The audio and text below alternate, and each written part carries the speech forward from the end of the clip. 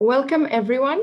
I think it's 3 o'clock, so we can start. Good morning, good afternoon. My name is Lisa de Bevets, and I'm a Senior Gender and Social Inclusion Specialist at Global Water Partnership. I'm delighted to welcome you to this webinar on behalf of GWP and Community of Women in Water and World Bank Equal Aqua, both of whom have been our partners since early 2021. We have an exciting lineup for you today, including a keynote and a panel that will take up the first hour of the event, after which we will offer the opportunity for you to share your insights and experiences in breakout rooms in either English, French, Russian, or Spanish for the final half hour. Please note that we have interpretation available into French, Spanish, and Russian during the events, and you can select your language of choice on the little globe icon on your Zoom interface. I will now hand you over to Shoma Goshmulik, Practice Manager at the World Bank, for the opening remarks. Over to you, Shoma. Thank you, Lisa. Good morning, good afternoon, good evening, everyone. It is such a pleasure to open this webinar today and to see such a large number of male and female participants. I'm thoroughly delighted to see more than 100 have joined today. It is also a great pleasure for us to co-host this webinar together with Global Water Partnerships and the Community of Women in Water. We were thinking about a series of webinars coming around from this particular, from Equal Aqua, and using this as a platform to just not create awareness and advocacy about why women matters or why men and women matters, but more to see actions coming out from the platform and steer real policy dialogue and decisions in making a difference in the world that we are in. So to start with, although we know that a lot of efforts have been made to mainstream gender in development, and that has existed for several decades, in water particularly, we see we have made some strides, but it is always seen very narrowly and for too long, not fully appreciating the importance of women that they play. And not only it is as to be seen as women as water users in domestic settings, but also as women business owners or farmers relying on water resources, as decision makers, taking active role in government bodies and of water agencies and in governments, as employees in water and sanitation utilities and many other water utilities, including in the private companies which are linked to water, and as citizens, and also contributing to decisions and measures that are aimed at mitigating and adapting to climate change impacts, which is so important right now. And we know women and men both play a very important role.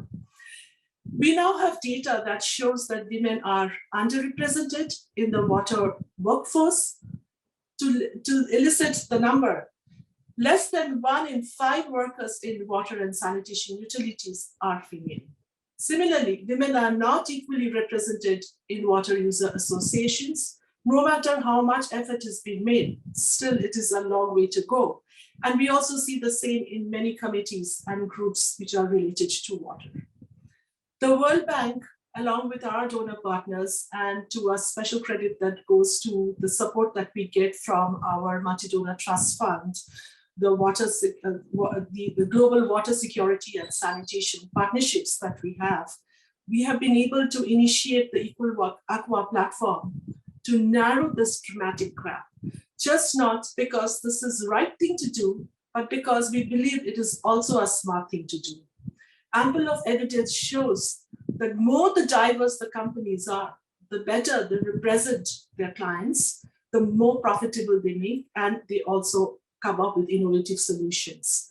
As a result of Equal Aqua tools and efforts, I'm delighted to inform you that we have been able to design more than 33 World Bank finance projects, influencing more than 4.6 billion in the bank financing projects, where we have been able to inform women in women's participation, just not in water user associations, but also in the workforce. So those who are joining for the first time today, just to give you a little bit of glimpse of what Equal Aqua is. Equal Aqua is a collaborative platform that brings together partner institutions, including utilities, donor organizations, academia, and private companies, who are joined by a commitment to expand the dialogue and action on gender diversity and inclusion in water. It's particularly looking at the jobs and the labor workforce.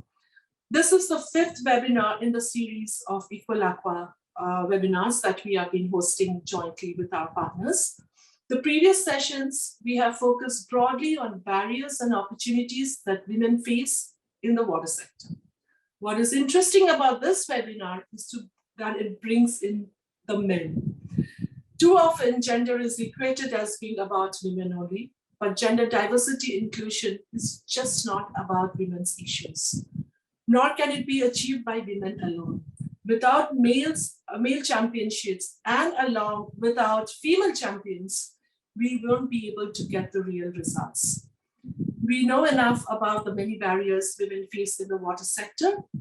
We know also what can be done. In fact, we have a database of potential actions that water organizations can consider. Today, we will discuss how to take advantage and also advance this change, how to bring in men in the equation, and why is it important to do so. We have a very delighted to see that there is a very good panel discussion that we will be having today. But before we start, we will be having a keynote address from a very esteemed guest speaker. It is my sincere pleasure to introduce Dr. Brad Johnson, who is the professor of psychology in the Department of Leadership, Ethics, and Law in the United States Naval Academy. And he's also a faculty associate in the Graduate School of Johns Hopkins University. If you have not seen his biography, he's a co-author of Good Guys, How Men Can Better Allies for Women in the Workplace, Athena Rising, How and Why Men Should Mentor Women, The Elements of Mentoring, and many other books on mentorship. I'm really delighted to welcome Dr. Brad Johnson. A warm welcome to you, and the floor is yours. Thank you.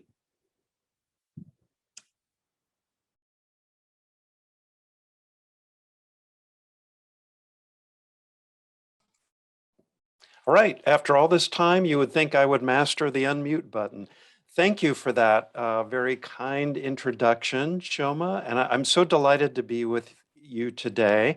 I have kind of the honor and the privilege of just kind of kicking off our conversation today by maybe offering some of the rationale for why men, getting to Shoma's really important introductory comments. Why men? Why are we including men? Why is this important? And then I want to set the bar very high for how men should show up in the workplace. And if we're talking about women in water, what can we expect from men who really want to be more effective allies? And how can we think about some of those behaviors? I'm going to see if I can advance. There we go. Let me just kind of amplify some of what you heard in the introductory comments, the why, the business case. Why do we want more women engaged not only in the workplace and in global water specifically, but how about women in leadership? What do we get from this? You're looking at a quick build of all kinds of data showing that when you have women fully integrated into your organization, in all the way up into the C-suite, actually, in terms of leadership, it's just simply a bottom line issue. Your organization is more effective, it's more creative, it makes more money, it's geared for the long term. So the why is very clear.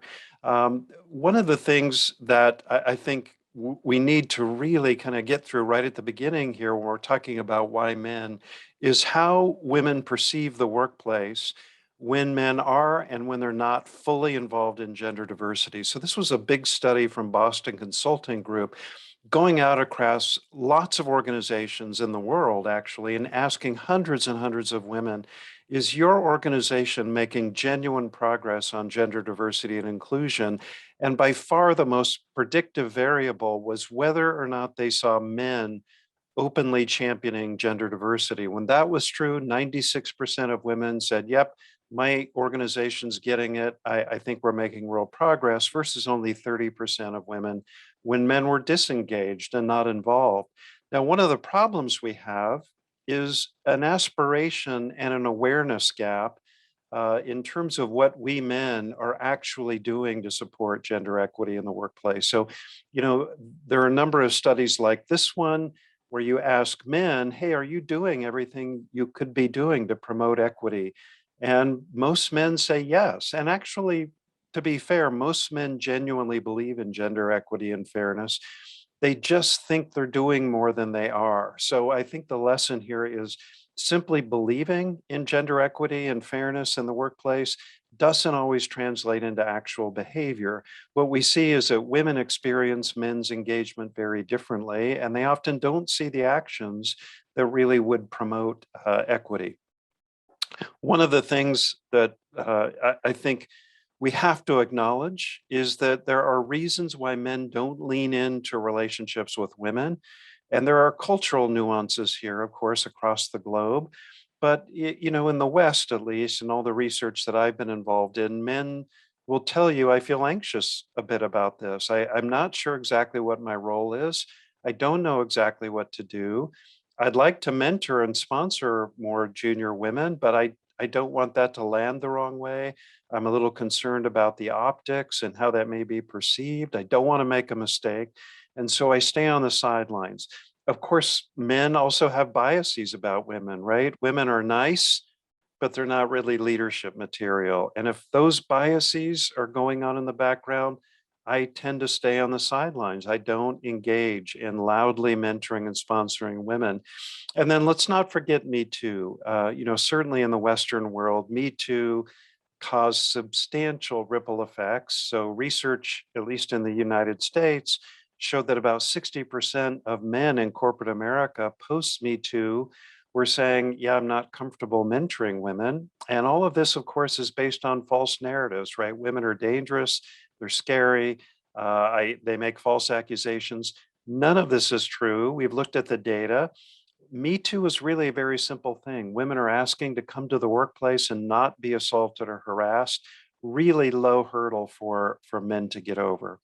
So let's talk about the components of male allyship here. In the research that we have just completed for our book, Good Guys, interviewing hundreds of women and asking them behaviorally, what does it look like to you when a man really shows up as a meaningful ally for gender equity, as a great colleague for you in the workplace?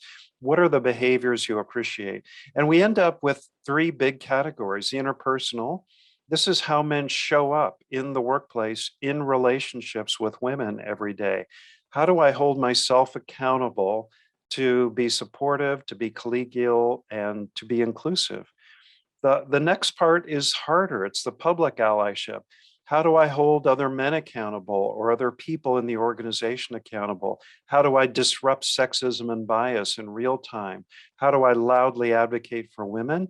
And then the third part is the systemic. Now I'm taking it to a whole different level. I need to change policies and procedures and systems that are disadvantaging women. And I need to be aware of those. And I need to advocate for policies like flexible work that work for everybody and make the workplace more equitable.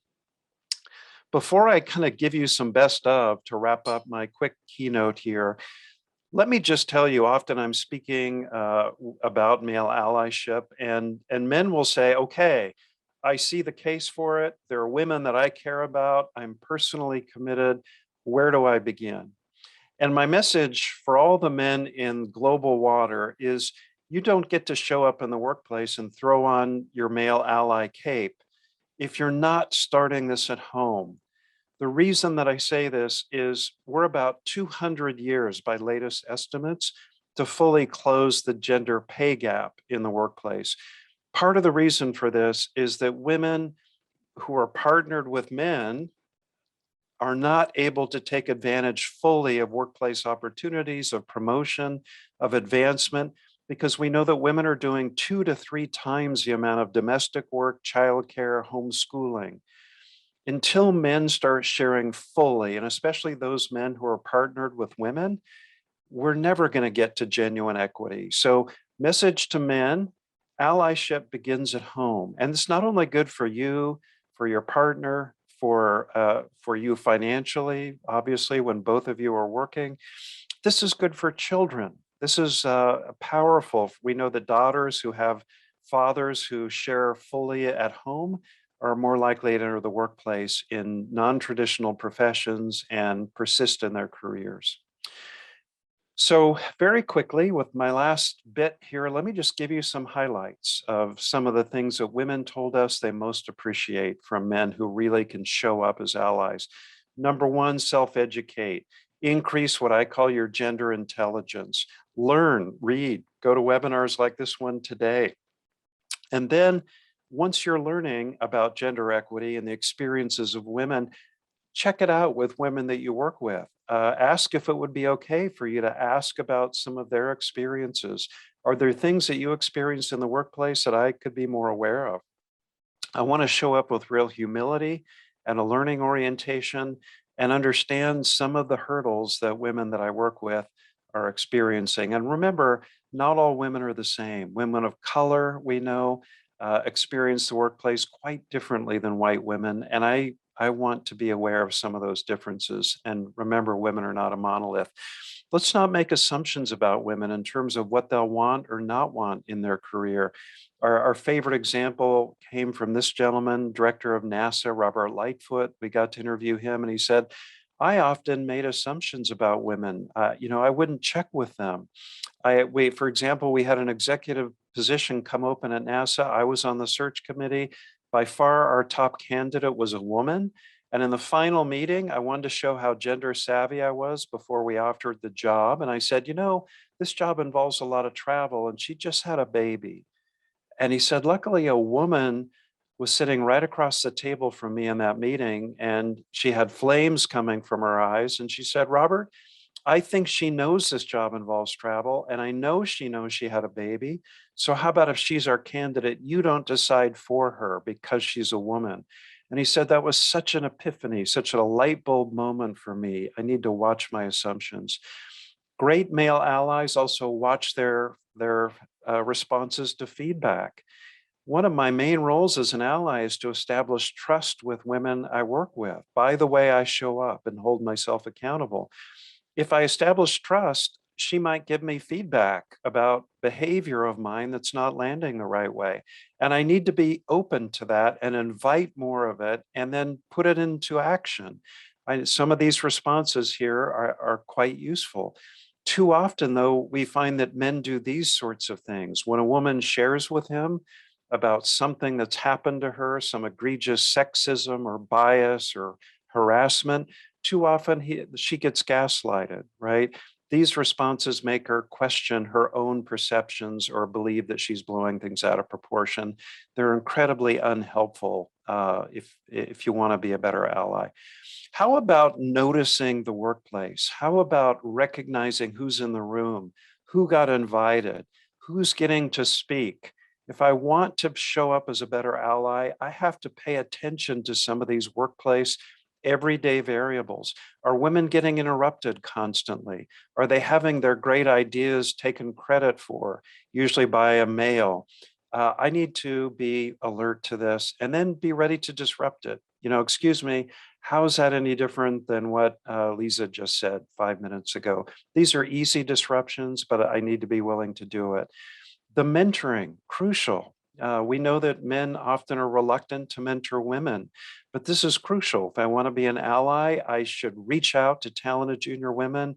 I should notice their great performance, and then I should be willing to engage, to network, to connect them broadly so they have opportunity and they have a wide band or constellation of support. Great mentors are not possessive. They tend to be great networkers. So with my last couple of minutes here, I think I've got 3 minutes. Let me just give you some of those public things, and then we'll wrap it up and get to a great conversation. So women said, it's not enough for you to show up as a great interpersonal ally and hold yourself accountable. you need to do some public things if you want to be a great ally for women in the workplace. And number one is what we call watchdog skills, right? So I mentioned the meeting. There you are in the meeting, a sexist comment gets made. Too often, bystander paralysis sets in. Nobody says anything. And men too often sit silent, waiting maybe for that only woman in the room to say something. Unfortunately, when she does, she's likely to get penalized for that in some way. So as a male, I need to disrupt. I need to say something like, ouch, within the first 2 seconds. And then I need to make I statements. I didn't like the way that landed. That is not okay with me. That's not what we do here. I didn't find that funny. I need to own it. And I need to not wait for the few women in the room to do the disruption. If I'm a great male ally, people are going to ask me, what's your thing? Why are you always disrupting in the workplace? Why do you care so much about this gender thing? I need to have my why statement ready. I need to be able to talk about this. Effective male leaders who want to be really inclusive leaders need to lead with their personal why. Why does this matter to me personally? And then I need to be able to tie it into the business. Why does this matter for global water or whatever my business enterprise happens to be? How about pushing back on secrecy around things like salary and promotion and benefits and upcoming opportunities? Too often men share this information with one another, especially in male dominated organizations. We share this with each other in secret, and we don't include women in those conversations. So the net effect of that, women don't know who's making how much money. They don't know that it's okay to negotiate for a higher salary. And if I want to be an ally, one simple thing I can do is make sure women are not cut out of those conversations. Let me wrap up with this one today. And this is all about sponsorship. And I think that the best story that we got in our interviews came from Sheryl Sandberg, the author of the book Lean In and the COO at Facebook. When we interviewed her for our book Athena Rising, she said, let me just tell you what I really want men to understand. If you're mentoring a woman, you cannot forget to sponsor her. All of the data shows that women don't get loudly sponsored the way that men do in the workplace. And that's why women are not advancing at the same rate. She said, let me tell you what it was like for me. My first job out of college, I was the primary assistant to the Secretary of the US Treasury. Everywhere we went on the world stage, he would introduce me to world leaders for a couple of minutes each time and say, he would say, this is Sheryl Sandberg. She's a rock star. She graduated #1 in economics from Harvard. I couldn't do this without her. And she pulled him aside and said, Larry, stop. That's embarrassing. And he said, Sheryl, this is sponsorship. If people know what I think of you, they're going to want you to work for them too. So get comfortable with me being your raving fan. And so here's my last litmus test for men. Are you talking about her when she's not even in the room? Are you telling other people how great she is and why she should be in line for that next promotion? If you're not doing that, it's a huge missed opportunity to promote more gender equity in leadership. And with that, I am going to turn it back over to our fearless moderator, I believe, Catherine. Thank you, Brad, and thanks for those great insights into what allyship means and what it can look like. I really, really like the point about sponsorship and also the ask to ask. Those are really critical. And all of the things that you said apply to the different types of jobs, whether someone is working in a government ministry or as an engineer at a utility, as a hydrologist, or one of hundreds of other positions in the water sector.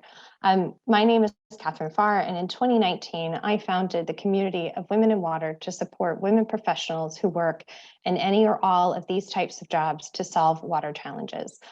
I'd like to introduce our other two panelists who will be sharing their experiences as women in the water sector who have specifically worked towards gender equality.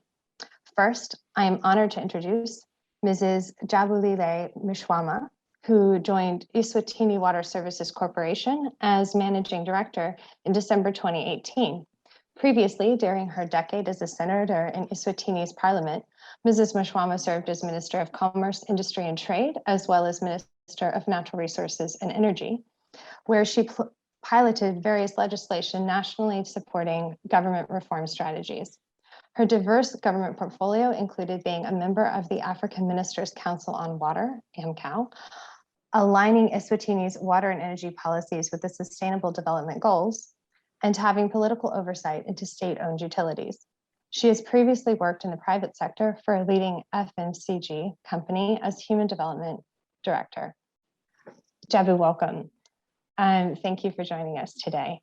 And I'll ask that you, there we go, unmute. Given your experiences in developing and applying a gender lens for organizational policies, could you share with us one instance in your work with the water sector where you saw a policy change really making the work experience better for women?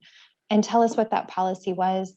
I'll ask that you keep your answer to 5 minutes so we have plenty of time for questions from the audience. Thank you. Thank you very much. Good afternoon from where I'm at. And it's great to speak after Dr. Johnson because what he was sharing is absolutely amazing. Thank you for having me.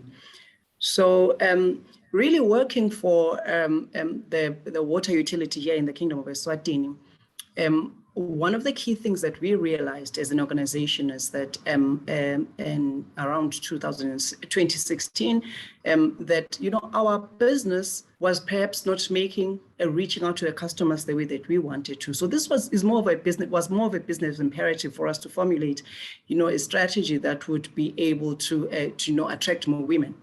So as we all know, and Dr. Brett has just shared that the biggest users of water in particular are women. And when we were looking at our bottom line, we recognized that, something is not going right. There's something that we're not doing correctly. And one of the things that we need to look at that is that how do we then ensure that we mirror what our customers are internally so that when we reach out to them, we give them a stellar customer experience. So that was the foundation of why we then said, no, let's adopt what the Constitution of the Kingdom of Eswatini states about gender equality, and let's look at what the national policies as well say, and what can we as a utility do together. So we sat down and we actually formulated a team that was going to lead the strategy development, the gender equality strategy development internally. And this team, we wanted to make sure that it mirrors the picture of success. So this team was now gender balanced itself so that it can be able to take in the views of both males and females and be able to reflect what we were looking to. So we went around, we sat back, we had a hard look at ourselves. Where we're going wrong? Is the environment conducive?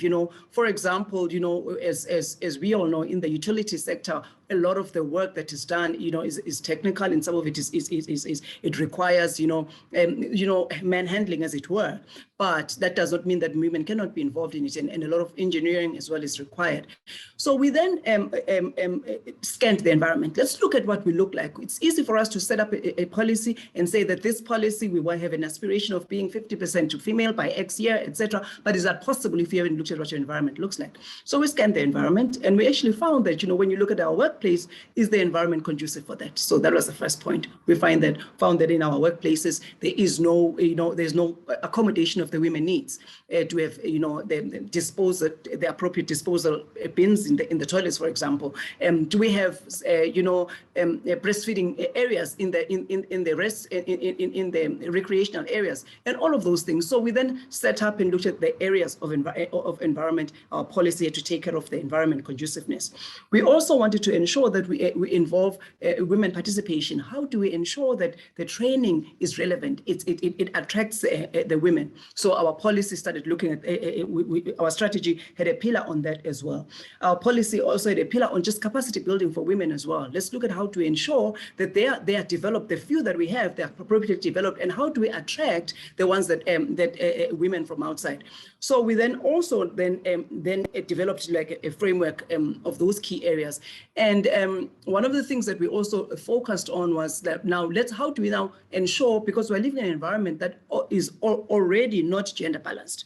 So out there is no affinity for women to come into this sector because it's already perceived as a men-dominated environment. So women are not even thinking about it because they are just out there and they know that they will not accept me. It's not where I'd fit. So how do we sell our organization to do that. So our strategy looked at all of those areas, and then we ensured that we also have a program with the local universities and colleges that now promotes sciences and technical areas for women. So now our social responsibility programs look at how do we balance that when we are going to be sponsoring a certain number of children. Let's make sure that it's open for women as well.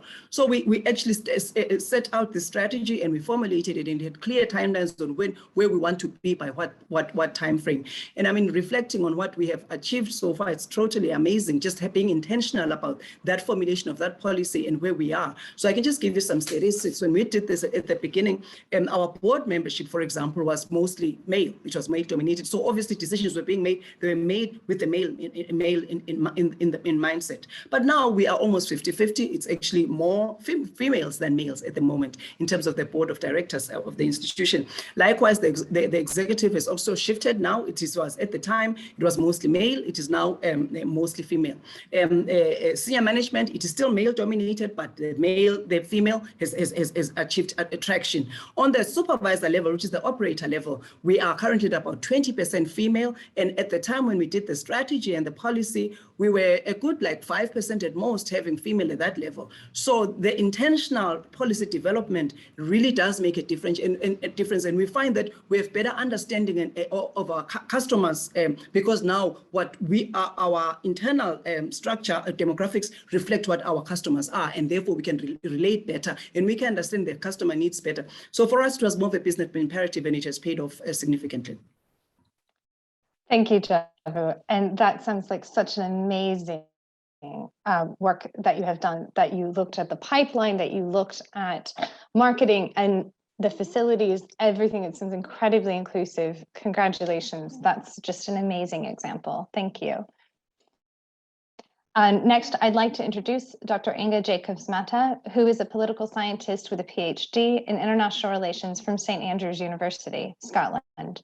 She specializes in water governance and has 15 years experience in transboundary water governance, particularly cooperative governance in Africa. Also expertise in science communication and research impact and uptake.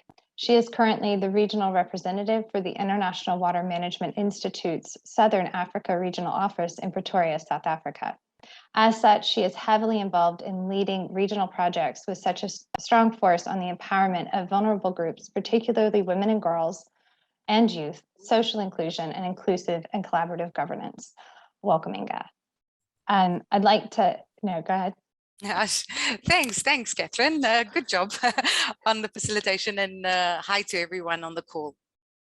Yeah, Inga, I'd like to ask you, given your experience growing up in South Africa with its strong history of social inequality, and as a young woman of color in a heavily white male-dominated field as the water sector is, I was hoping that you could share with us an example of a particular challenge that you've faced professionally. And again, just ask you to keep it to 5 minutes. Thanks.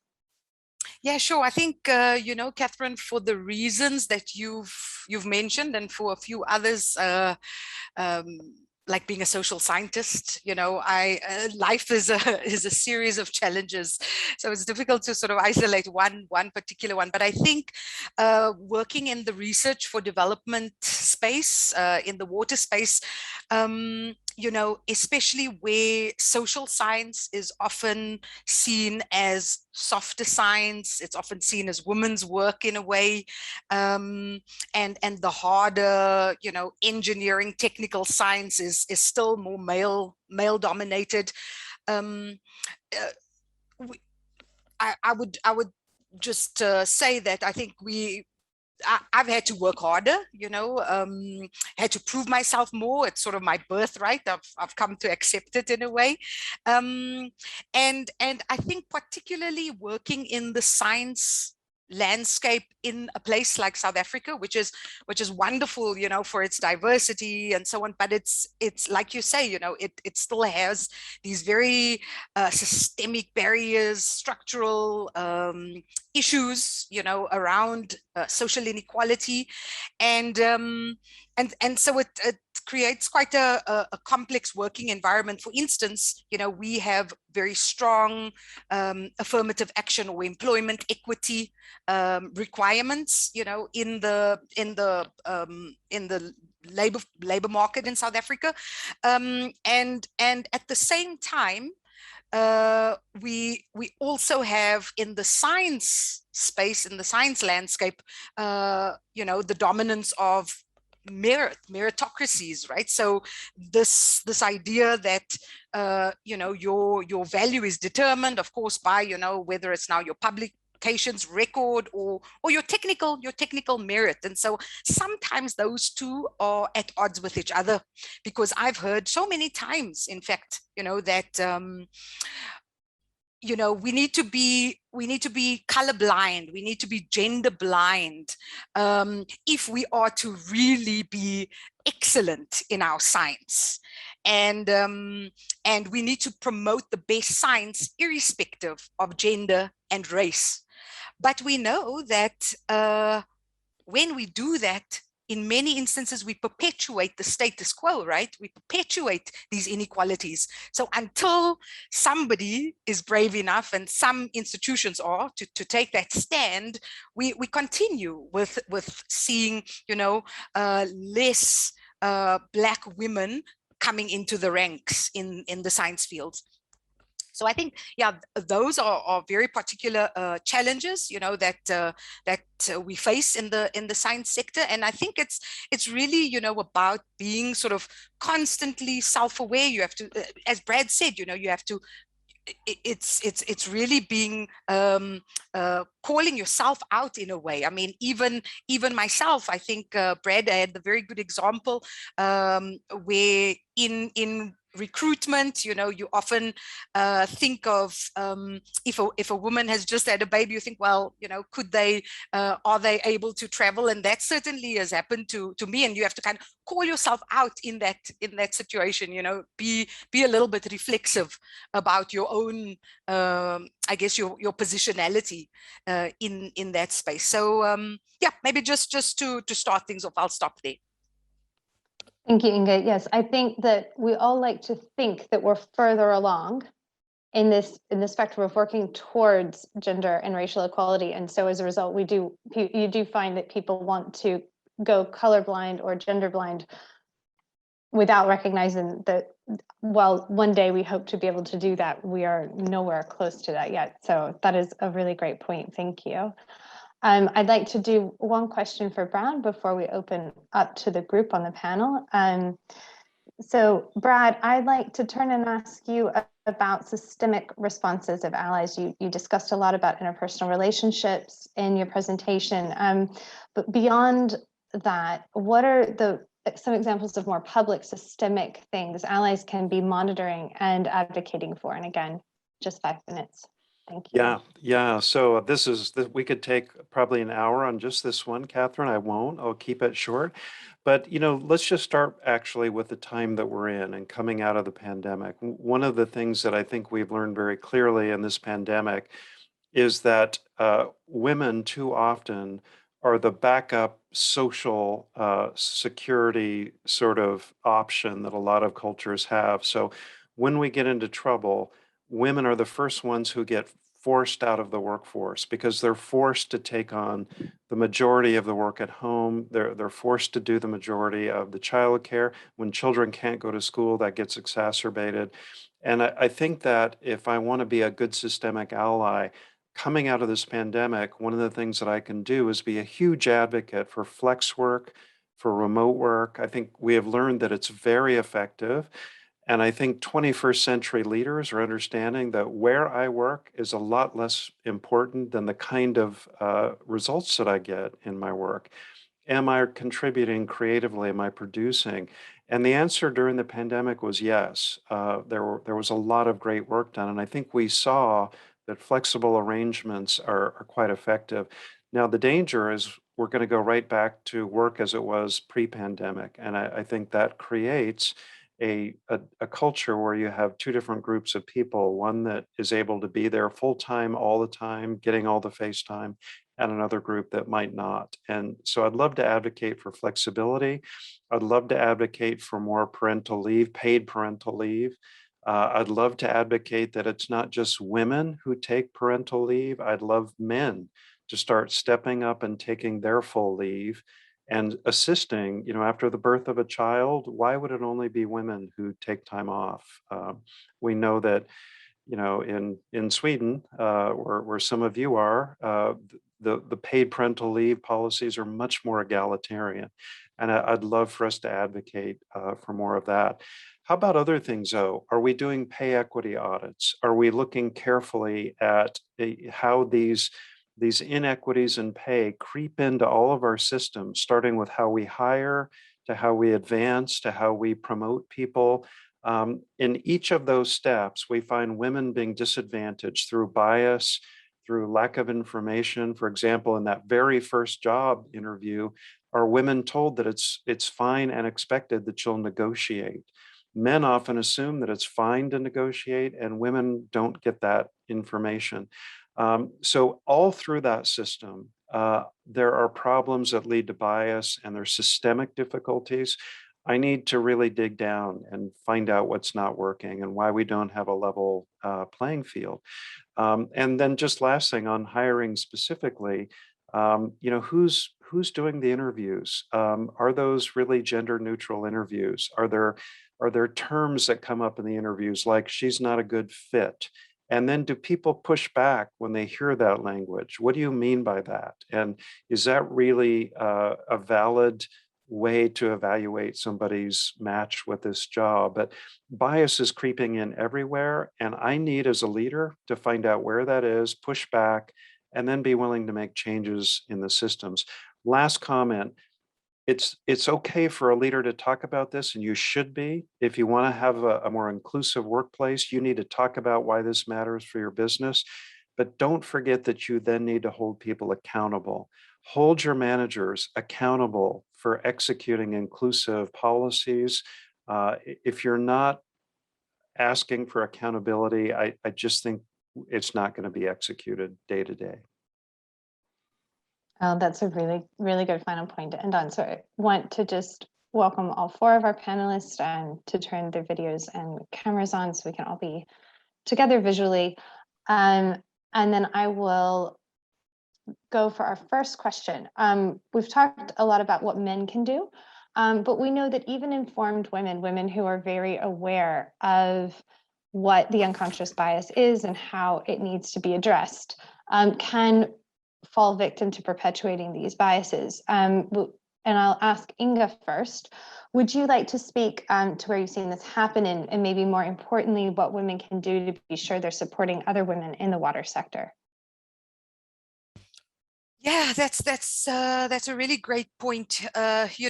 Just to share a little story very quickly. I have in many ways been born and bred in the water sector. It's the only sector I've ever worked in. And so while that's been wonderful because I've got this, perhaps for my age, I've got a good few years of experience. What the downside of that is that my network is large, but many people know me as a young professional, the student, the PhD candidate, and I've over the years I've started to call that Inga syndrome, which in Afrikaans, in South Africa, it's like little Inga syndrome. My mentors and people I've worked with, and it's sort of stuck with me because mentors have been wonderful. Many of them have been white men, and in many ways they've also groomed me to the person I am. But there's sort of a little bit of a power relationship there, a little bit of a duality, if I can call it that. And I've had to be conscious about little Inga syndrome, when it has come up, when I meet these mentors now, and really also making sure that I don't do that to younger colleagues, you know, or people that I hire, you know, sort of thinking, well, is she too young to be promoted? And I have to sort of call myself out. So that whole point about, you know, that self-awareness and constantly, fortunately, you know, maybe it's those things have happened to me, so I try not to perpetuate it. But, you know, we all, sometimes we do things unconsciously. So sort of reflecting on how you have been, how you interacted in an interview, or in a boardroom, for example, you know, constantly. It's exhausting, but yeah, it's I think it's important. Thank you, Inga. Yes, I think the need to kind of double check yourself on a regular basis and check in, could it have come across that I said this instead of that? Whether you're junior or seniors, I think very important, and pulls in with a question that's just popped up from the chat about women who've sort of, again, as we've just said, already bought into that patriarchal mindset. Brad, just to give you a second to say if you want to say anything about that, maybe from the senior executive point of view of women who might be consciously or unconsciously putting up extra obstacles to young women who come in. Yeah, good question. And I enjoyed hearing Inga's response. I do think one of the things we hear is more mutuality, more reciprocity in mentoring. Are you inviting your mentees to really become your colleagues? That's so important. But to this point about senior women, you know, one of the phenomenon that we actually research in Inga's field, social sciences, has looked a lot at the queen bee phenomenon. You know, so this is senior women who don't help junior women. And why does that happen? And often what I see is that we blame senior women in that context, right? You're not pulling up junior women. Number one, that's just not true. If you look at the research, a lot of senior women do mentor junior women. But when it's true that they don't, or junior women at least feel like they're not being supported by senior women, I think what we need to look at is the culture in which that's happening. And very often those are organizations where women are getting the message that only a few of them are going to be promoted, that we're only going to have a few token women included in significant leadership. When the culture communicates that to women, of course, people feel competitive, and then there may be less helpful behavior, maybe less mentoring going on. But when that's happening, I really think we need to blame and then change the culture, the context, and what we're communicating about, are we going to fully include women at all levels of leadership? I think when we're doing that, people are not feeling so competitive. Okay, thanks, Brad. Jabu, I want to ask if you'd like to jump in. Just a second. Yes, you saw the interesting thing is that women in leadership, I mean, the perception, like Brady said, would be like, no, you don't want us to come along. But the reality is it's not that, you know, necessarily. So what I would say, or at least what I do, is trying to help the other women who may be feeling less, insecure, that you create a secure environment for them to be able to understand that they can thrive. So maybe talk about it in your own corner. But one thing that I think also is very useful is to hold them to the same standard. So if I am managing managers, men and females, hold the females to the same standard and hold and make sure that they are perceived to be equals, and then ask them to behave like they're equals, so that when they behave like equals, people will treat them as equals. So one of the things that we all know, that people treat you as you present yourself. So it is to say, in the corner, if I see that you're actually not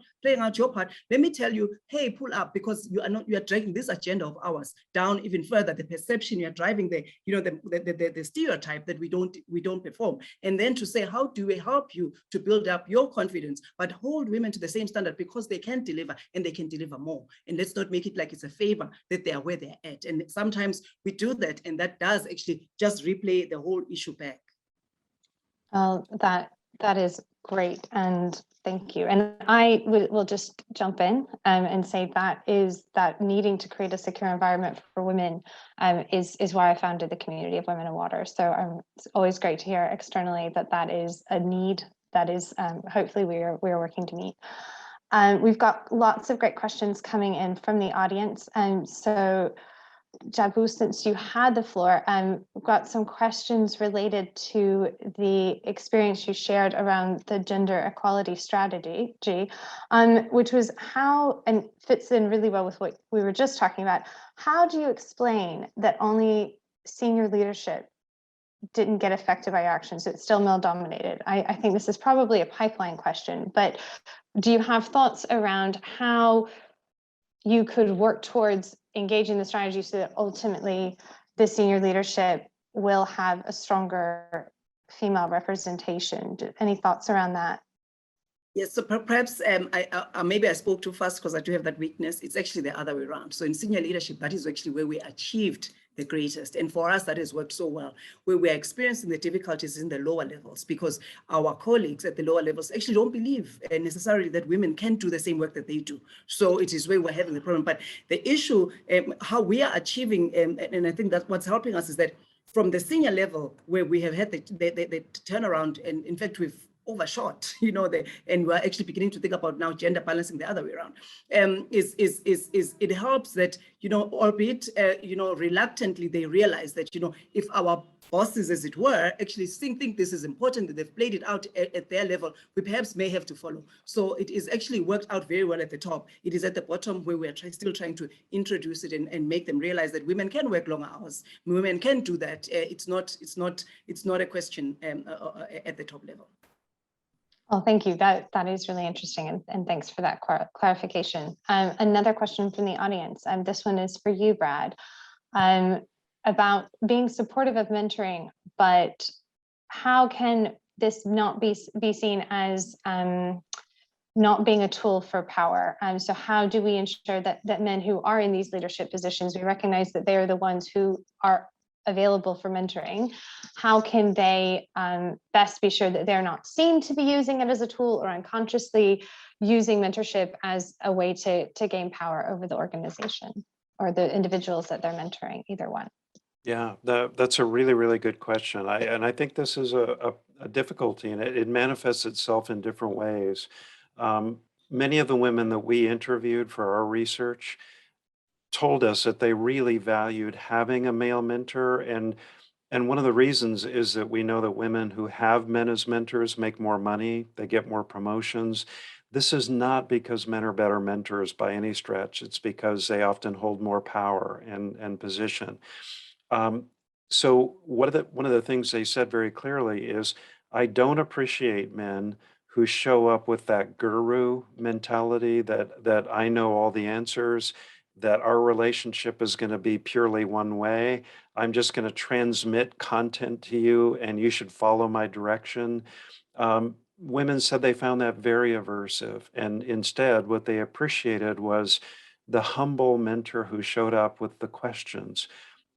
Where would you like to go in your career? I really want to understand that, because I want to do the discernment and I want to take the time to understand your ideal sort of career and life balance before I begin opening the right doors or creating challenges or networking you. And so they showed up with that kind of learning orientation and humility. And then they welcomed the reciprocity. And many of the men that we interviewed who were very senior said, I have to tell you, I think that I learned more from her than she learned from me, even though I was very senior.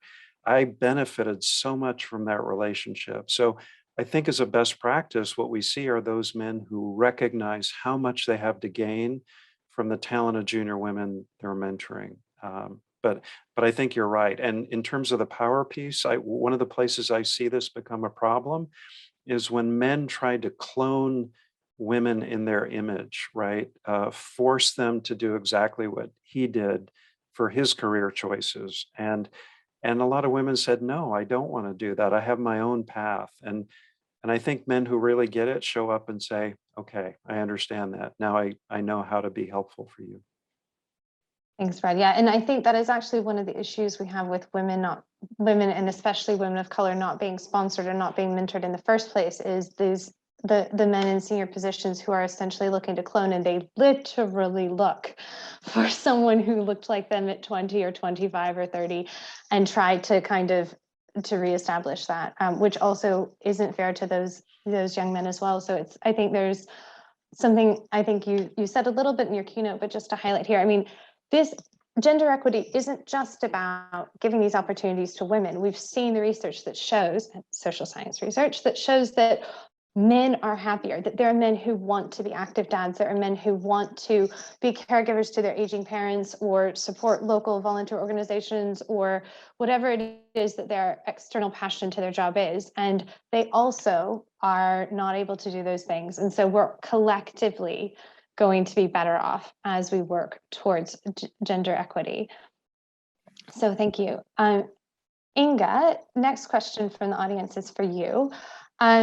Talking a bit more, as you spoke to in your initial remarks, on social sciences and the myth that social sciences aren't real science, the hard sciences are. And how do you deal with this myth, and any suggestions for other women on how they could respond to those critiques, whether they're direct or they're often indirect, in work situations?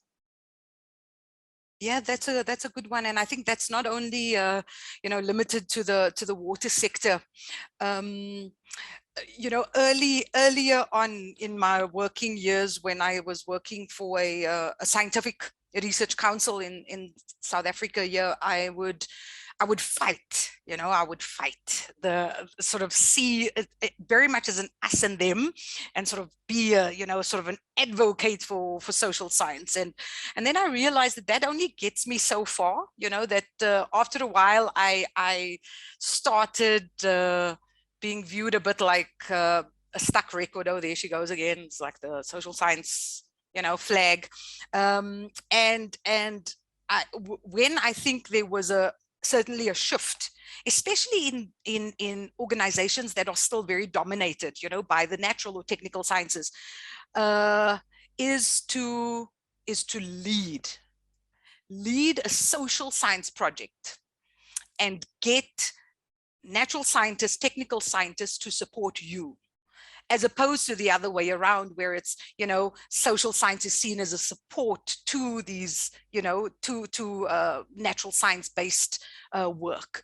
And once you were in the room at the table where principal researchers or principal investigators were presenting their science, and for the first time a social science project was there on the table, and they realized what it could amount to, it started leading to a little bit more, a ripple effect of being more engaged and more involved in other work. The other thing was also being very conscious not to to push back against being a support. It's good to be to support other research, but then you become a little bit of a parking lot, that you are constantly being asked to do a little bit of work. You get a piece of a work package, you get a piece of a small allocation. Whereas if you, if you're driving work and being also pushing the depth of your science, profiling the science, the social science related projects, and not only supporting, then that seems to shift things a little bit. Thank you, Inga. That's really great. I see that there are more questions in the chat and they look really interesting. Unfortunately, we have run out of time. I want to thank our wonderful panelists once again for sharing their insights, experience, and research, and to thank all of you for your questions. It's been great to have everyone here, especially seeing how many people from all over the world have joined us today. So thank you again. And over to you, Lisa, for concluding remarks. Thank you very much, Catherine, and the panelists for this very insightful discussion. I hope that everyone has been able to take away at least one thing that they can do to be more supportive of women working in the water sector. And I also encourage women working in the water sector to join us in the community of Women in Water and participate in our upcoming members events. I'm also very excited that we have had over 190 participants today from all over the world, and that this event will be available as a recording in the future. But now we'll stop recording to allow for the informal breakout sessions.